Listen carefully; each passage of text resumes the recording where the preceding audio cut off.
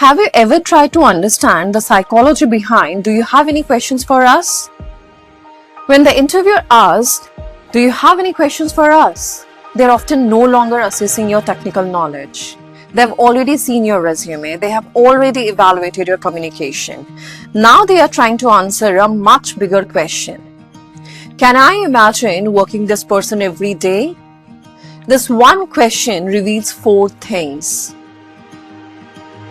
It measures genuine interest. Imagine you're about to invest rupees 10 lakh in a business.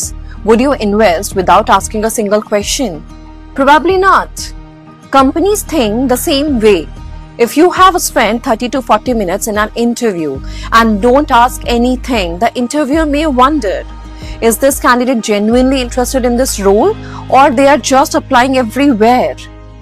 Curiosity signals commitment. No curiosity can sometimes signal low engagement. It also reveals your thinking ability. Interviewers don't just evaluate what you ask, they evaluate how you think. For example, candidate A asked, "How many leaves will I get?" Candidate B asked, "What would success look like for someone in this role after 6 months?" Both asked a question, but only one demonstrated strategic thinking. Questions reveal priorities, and priorities reveal mindset. You know what? This also talks a lot about your emotional intelligence. Emotionally intelligent candidates don't treat interviews like interrogations. They treat them like conversations. Instead of waiting for the interview to end, they become curious, they build rapport, they ask thoughtful questions. That tells the interviewer this person knows how to communicate professionally. It also reduces hiring risk. Here's something candidates rarely think about. Hiring is risky. Recruiters constantly ask themselves, will this person fit into the team? A thoughtful question tells them, this candidate prepares, this candidate thinks ahead, this candidate wants clarity, this candidate is likely to communicate after joining.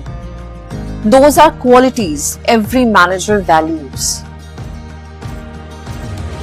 Do you know what is the biggest mistake? Many candidates think the interview is over. Actually, the interviewer is watching your behavior until you leave the room. Sometimes the final 2 minutes create a stronger impression than the first 20. I always tell my students, the interviewer isn't giving you one last chance to ask questions. They're giving you one last chance to demonstrate your mindset. Because your questions don't just reveal what you want to know, they reveal who you are.